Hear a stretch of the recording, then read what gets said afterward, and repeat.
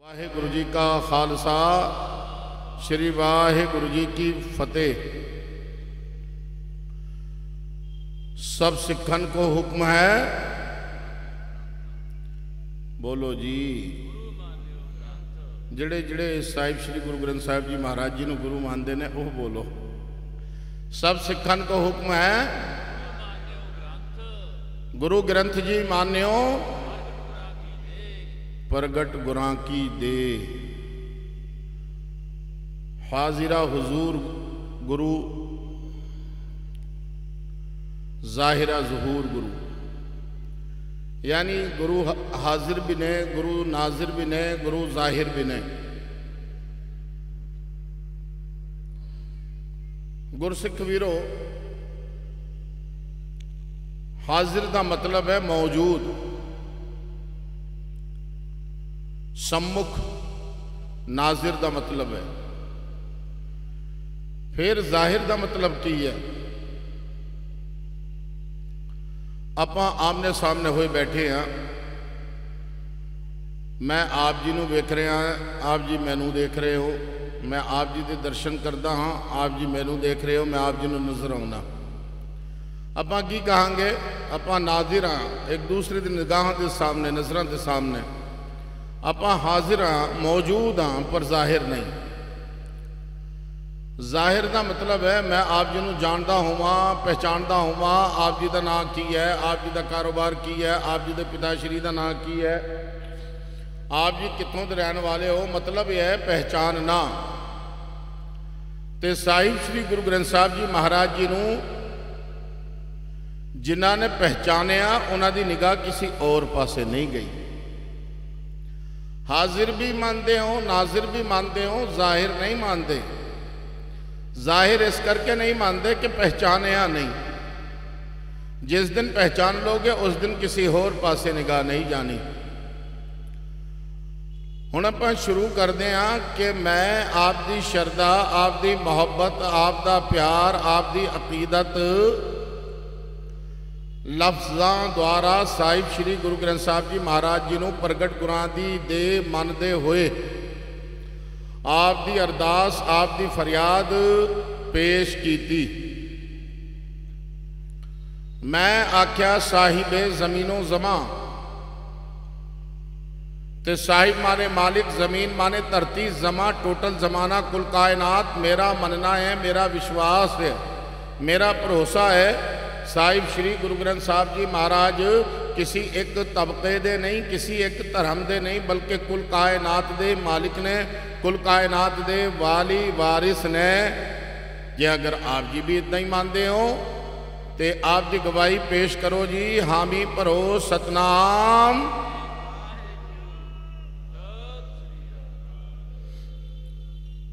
देखो जयकारा तो वधिया करके छड़ दिया करो भरावो। हाँ, आप हाजिर गुरु की गल करते हैं, नाजिर गुरु की गल करते हैं, जाहिर गुरु की गल करते हैं। आप जिउंदे गुरु की गल करते हैं, आप जिउने हाँ, मुरदे नहीं। तो आवाज़ भी उदा की होनी चाहिए है। गुरसिख वीरो, उस तो बाद मैं आख्या साहिबे मकीनो मक्का। साहिब माने मालिक अरबी का लफ्ज़ है, साहिब माने वाली वारिस। कोई कह सकता है कि इतने अरबी फारसी झोंकी जाता है, भाई मैं नहीं करता कुछ भी। ऐ सारा कुछ साहिब श्री गुरु ग्रंथ साहिब जी महाराज जी का फरमान है। साहिब मेरा एक को साहिब है कि नहीं है? अज खुशकी हो गई दिमागां च, बीमारियां भी इदां दियां पैदा हो गई ने। हैरानगी की गल है कि जे अगर सारे जग दी रहनुमाई कोई कर सकता है तो कल्ले रहबर ने साहिब श्री गुरु ग्रंथ साहिब जी महाराज। तो फिर एक कमी की दी है, यह तुसी आप ही फैसला करते रहो। बारी बारी है ना, देखो भरावो, मैं ठहरा फक्कर, मेरा टुट गया बटन। पहले मैं अपने बटन को लिकाउण लई इस तरह करके चक्कियां हुई सीगियां, जब मत्था टेकिया उदों भी चक्कियां हुई। मैं सोचा ये बेअदबी है, हुण तू खोल लै। बद तो बद लोग यही कह कि इसनों एक बटन भी नसीब नहीं होया, पर बेअदबी तो नहीं होनी। तो मैं क्या साहिब मकीनो मकान, साहिब माने मालिक, साहिब माने वाली वारिस, मेरे नाल भी रहे हो। कदे कदे मैं तुहानू ना भुलेखे च पा के फिर पूछांगा कि तुसी सुनते भी हो या फिर नहीं है कि सद लिया तो बुलवाया तो तुसी ऐं उठ के आपदे घरे चले गए, कोई फायदा नहीं उस गल का। साहिब माने मालिक, साहिब माने वाली वारिस, मकीन माने वासी, मकान माने घर। ऐ सृष्टि के उत्ते जिन्ने मकान ने, मकान च रहने वाले जिन्ने मकीन ने, मेरा विश्वास है, मेरा भरोसा है कि साहिब श्री गुरु ग्रंथ साहब जी महाराज सारियां दे मालिक ने, सारियां दे वाली वारिस ने, सारियां दे पैगंबर ने। या अगर आप जी भी इदा ही समझते हो, आप जी का भी भरोसा यही है, तो आप की हामी भरो, गवाही पेश करो जी। सतनाम वाहे गुरु वाहे गुरु वाहे गुरु। यह बहुत वड्डी गल है। कहते गल्लां गल्लां दे नाल लोग औलिया बन गए, गल्लां गल्लां दे नाल लोग शैतान बन गए। गल बहुत माने रखती है। बेनती करदा गुरसिख वीरो, ऐते बहुत सोहना उपराला सजाया है प्रबंधक वीर आए ने, ते अजीजम करीबम मुखलिसम सत्कारयोग संत महापुरख श्री श्री 108 संत महापुरख संत बाबा दर्शन सिंह जी तपोवन टक्की साहब वाले, वो कल भी आप जी की वचना नाल सेवा करते रहे, तो अज फिर आप जी के सम्मुख होणगे, तो कल नूं आप जी की फिर सेवा करनगे। इस तरह के महापुरख, पूर्ण महापुरख, ब्रह्म ज्ञानी महापुरख, जीवन वाले महापुरख, यह जे महापुरखों की दीद ते दर्शन ते दीदारे बहुत घट होंदे ने। तुसीं खुश नसीब हो, उन्हां दी दीद करदे हो।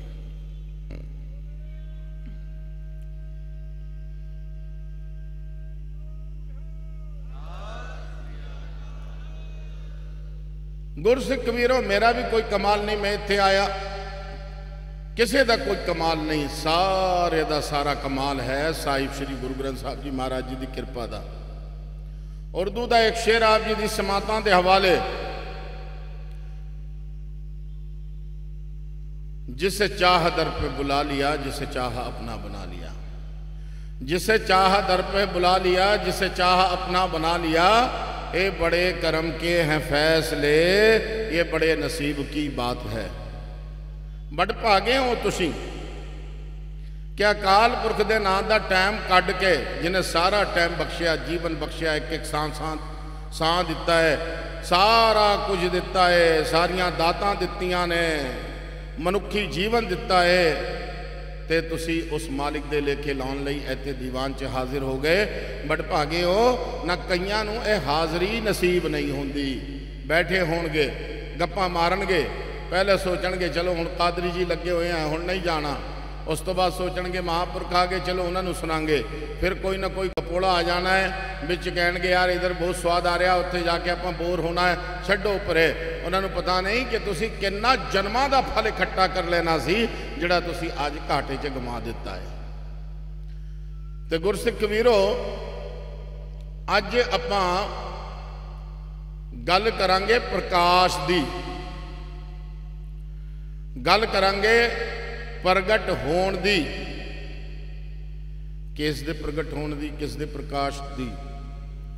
साहिब श्री गुरु गोबिंद सिंह जी महाराज। ते मैं जरूरी समझांगा कि साहिब श्री गुरु गोबिंद सिंह जी महाराज जी की आमद का कारण दसदा चला कि कारण की है, ते उन्हां दी जात पाक कितनी बुलंद बाला है। कारण तो पहले मैं आप जी नूं दो शेर भाई साहब भाई नंद लाल जी दे गंजनामे दे सुनाना चाहना। भाई साहब भाई नंद लाल जी फरमा रहे ने, नासिरो मंसूर गुरु गोविंद सिंह, हकरा गंजूर गुरु गोविंद सिंह, जुमला फैज़े नूर।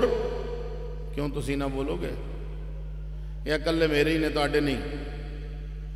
या अगर तुहाडे भी हैं तो जिन्हों का नाम लेके जबान पवित्र हो जाए, जिन्हों का ध्यान धरो तो सोच पवित्र हो जाए, जिन्होंने दिल च बसा लो तो रूह पवित्र हो जाए, उन्हों का नाम लेना प्यार नाल ते सत्कार नाल वधिया है। ले लिया करो सोहणिओ।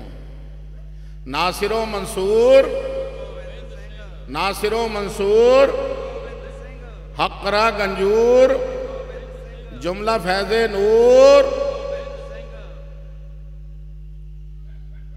हुण नासिरो मंसूर, नासिर दा मतलब है मखलूक खुदा दी मदद करन वाला।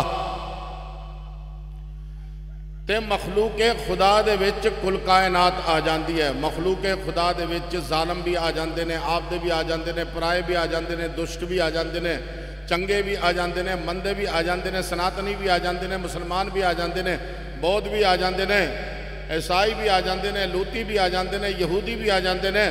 यानी जे अगर तुसी ऐ सोचते होवो कि सिर्फ 4 धर्म दुनिया च विचरते हैं तो यह तुहाडा भुलेखा है।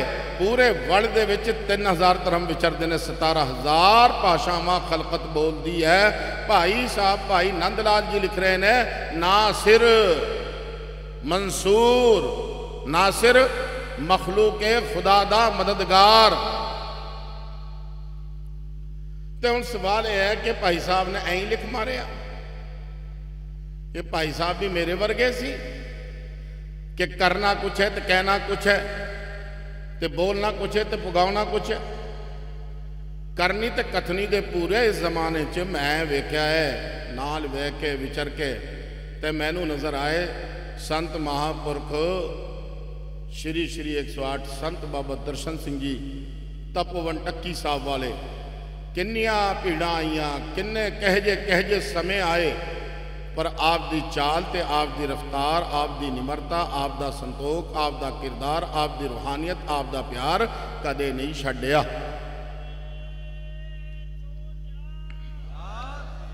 भाई संतां दी आमद हो गई है, संतां दी आमद ते एक जयकारा होना जरूरी है। बोले सोनिहाल।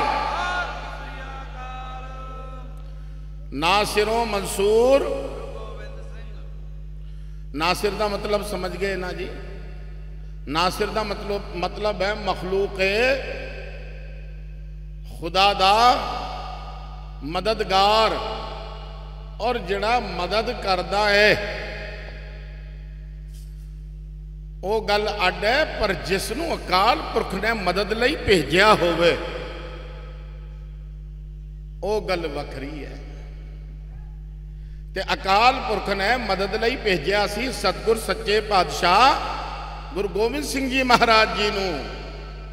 ऐस करके मंसूर भी ने ऐ नहीं, हर एक नूं मंसूर नहीं कह सकते, हर मदद करने वाले नूं मंसूर नहीं कह सकते, क्योंकि व्यक्तिगत हो सकता है। उसने किसी इंसान की मदद की होनी है, किसी एक खास तबके की मदद की होनी है, किसी एक खास जमात की मदद की होनी है।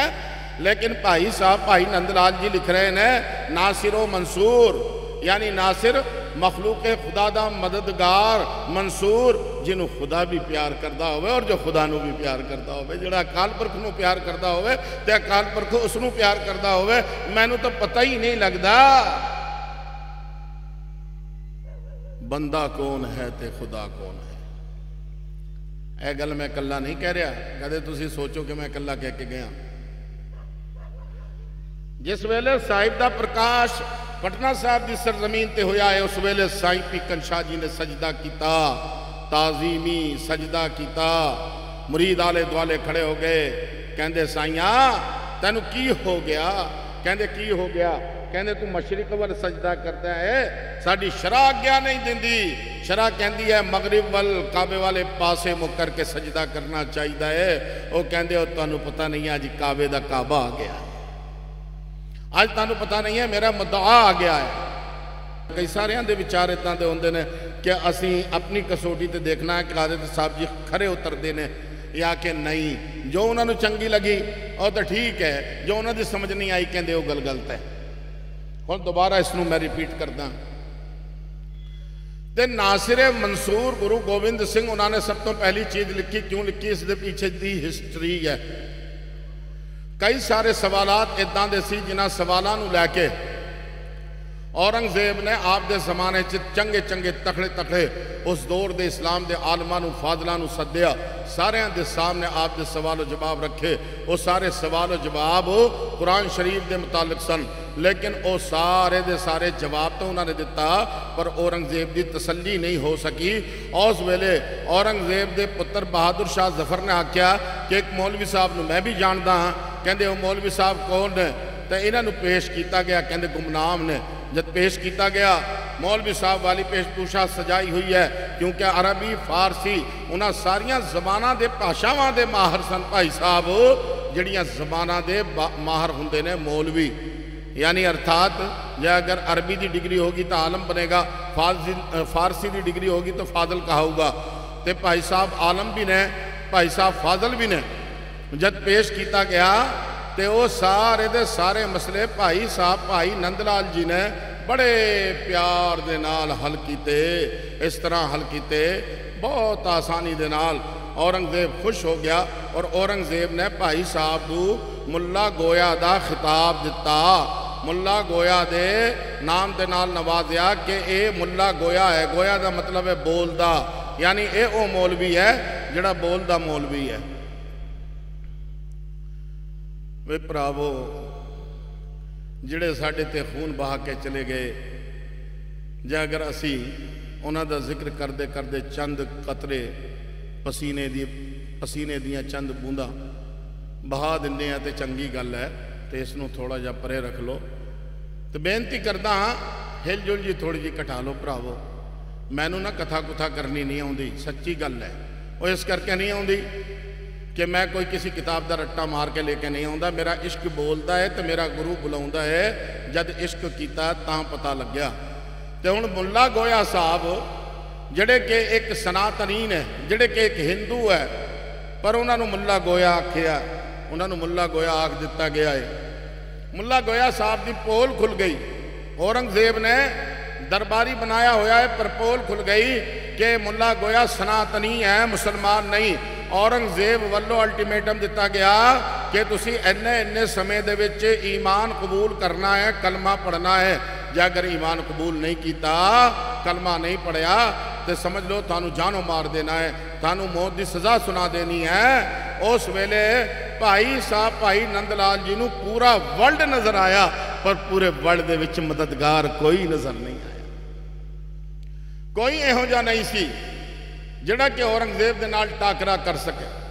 कोई इहो जिहा नहीं सी जिहड़ा औरंगजेब दे चुंगल तो भाई साहब भाई नंदलाल जी नू बचा सके।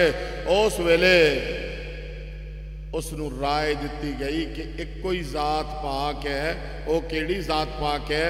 क्या गया वो जात पाक है सतगुर सच्चे पातशाह गुरु गोबिंद सिंह जी महाराज जी दी।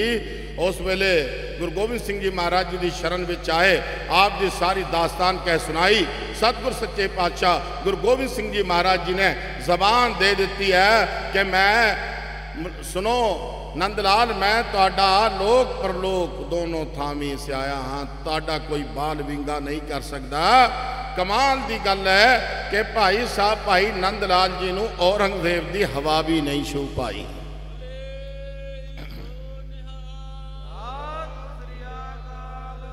कई सारे इतिहास पढ़ते पढ़ते पुठे पासे चले जाते हैं। मेरे साहब ने भी आके कई सारे सवाल कर जाते हैं, कादरी जी हाँ जी दसो कि जे अगर अनंतपुर साहब की सरजमीन पाउंटा साहब की सरजमीन ते भाई साहब भाई नंदलाल जी नाल सन, तो चिमकोर गढ़ी दे विच क्यों नाल नहीं गए? भाई इस गल नूं रूहानियत दे दिमाग दे नाल ही इस मसले नूं हल कर सकते हो। किताबां दे नाल मसले हल नहीं हुंदे। किताबां पढ़ियां जांदियां ने जानकारी लैण लई, और जिहड़े वो बुजुर्ग ने जिन्हां ने रूहानियत की मनाजिलां नूं तय किया है, वो किताबां लिखते ने। कारण सीधा यह है कि मेरे साहिब ने पनाह लई आप दी जबान दिती है। जे अगर भाई साहब भाई नंदलाल जी चिमकोर गढ़ी विच किसी भी मुगल की तलवार तो मारे जाते तो फिर वो रख्या नहीं होंदी, बल्कि ये हो जाता मारे गए औरंगजेब की फौज तो। इस करके आग्ञा नहीं दी। गुरु साहब जी ते किंतु करन तो पहले आप दे ही दिलो दिमाग नू अपना वकील बना के फैसला कर लिया करो, थानू हर एक सवाल का जवाब मिल जाना है। ना सिरो मंसूर गुरु गोबिंद सिंह ते गुरु गोबिंद सिंह महाराज किहो जे नासिर ने, सिर्फ नासिर, नासिरो मंसूर, जुमला फैज़े नूर, हकरा गंजूर, इन्हां सारियां सतरां दा जिहड़ा अर्थ है वह बाद च करांगा। नासिरो मंसूर नूं लैके चलदा हाँ। तो मैं आप जी नूं दसना चाहुंदा सी कि सतगुर सच्चे पातशाह गुरु गोबिंद सिंह जी महाराज जी की जिहड़ी आमद है, आमद का कारण की है? आमद का कारण है मखलूक खुदा की मदद करना। कारण की है जी? बोलो। मखलूक खुदा की मदद करना। मदद किस तो करना?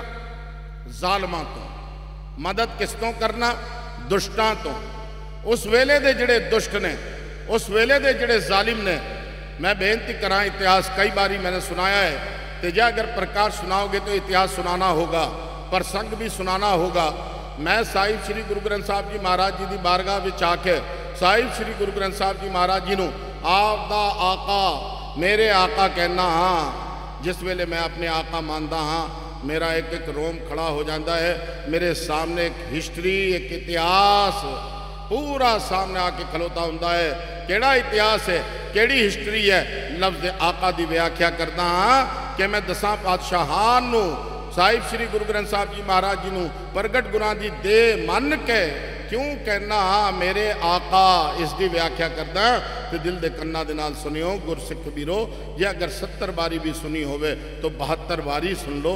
जे अगर तुसी गुरु गोबिंद सिंह जी महाराज जी नाल प्रेम किया है, जिन्नी बारी उन्हां दा नाम लिया जावे तुहाडा दिल तड़प जाना चाहिए है। जिन्नी बारी भी उन्हां दा नाम रसना ते आना चाहिए है, तुहाडे दिल विच एक प्रेम उमड़ जाना चाहिए है। जे अगर ये नहीं, तुसी कहने हो मज़ा नहीं आया, ये नहीं आया, वो नहीं आया, तो फिर भाई मज़ा लेना है तो मैं थानू एक एड्रैस दे देना।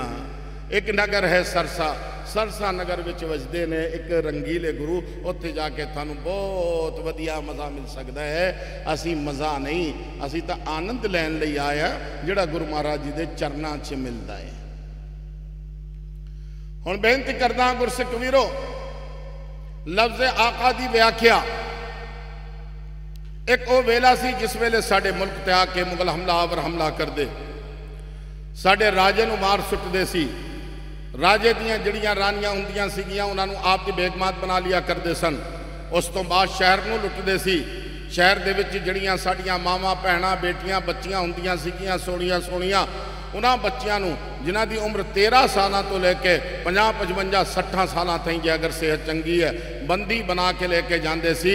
इतिहास गवाह है, हिस्टरी कहती है, तारीख साक्षी है। उन्होंने गजनी ते बसरां दे बाजारां दे विच वेचदे सन। और जिस वेले वेचदे सी ते किहो जे हालात हुंदे सन, उन्हां हालात वल थोड़ी जी रोशनी पाउणा ते दिल दे कन्नां दे नाल सुनियो। ऐतों साडियां मावां भैणां बेटियां बच्चियां नूं बंदी बना के लेके गए ने वो जालम। और जद लेके गए ने गुरसिख वीरो, ते उन्हां नूं बंदी बनाया होया है, एक एक नूं लियाया जा रहा है, उन्हां दी बोली लग रही है, उन्हां दे सौदे हो रहे ने। एक जोकर है जिहड़ा रैंप दे उत्ते खलोता हुंदा सी, कहंदा देखो ऐ मैं दासी हिंदुस्तान दे फलाने खुंजे तो लेके आया हाँ, ये अह जी है, ये ओहो जी है, ए इस तरह की है, ए उस तरह की है। वो सारियां गल्लां गुरमत दे इस स्टेज ते मैं नहीं बोल सकता, क्योंकि इन्नी गंदी ते भद्दी शब्दावली है वो, आप जी सिर्फ अंदाजा ला सकते हो की गुजरदी सी उन्हां मामा दे दिल ते, उन्हां भैणां दे दिल ते, उन्हां बच्चियां दे दिल ते। और रोंदियां सीगियां, कुरलाउंदियां सीगियां, रब्बा कित्थे गए साडे माँ पे, रब्बा कित्थे गए साडे भैन भरा, रब्बा कित्थे गए साडे रिश्तेदार, रब्बा कित्थे गए साडे भाईवाल। अज कोई भी इदां दा नहीं जिहड़ा सानू बचा सके, इन्हां जालमां दे चुंगलां तो आज़ाद कर सके। लेकिन गुरसिख वीरो, बचाण वाला कोई एक भी नहीं आउंदा सी। आउंदे सी उत्थे खरीदार, और जब खरीदार आउंदे सी ते खरीदार रकम अदा करदा सी। उस तो बाद कागज़ हुंदे सी, कागज़ होने तो बाद इस बच्ची को 3 बारी वचन कराए जाते सी। वचनां नूं ध्यान नाल सुनियो, मल्लो मल्ली जबरन। अज भी जे अगर कागज़ कराया जाता है, उहदे ते लिखिया जाता है मैं बिना किसी नशे तो आप दी अकलो होश हवास ते बिना दबाव दे विच इस कागज़ नूं करदा हाँ। लेकिन उत्थे की हुंदा सी, उत्थे उस तो वचन कराया जाता सी। डरी हुई है, सहमी हुई है, वचन कराए जा रहे ने। वचन की वो कहती सी कि मैं आप दे मन दा, आप दे तन दा, आप दे धर्म दा, आप दी सोच दा, आप दी वफा दा तैनू स्वामी मन्निया है। अज तो तू मेरा आका है ते मैं तेरी दासी हाँ। ऐ लफ्ज़ आका। पूछना चाहना,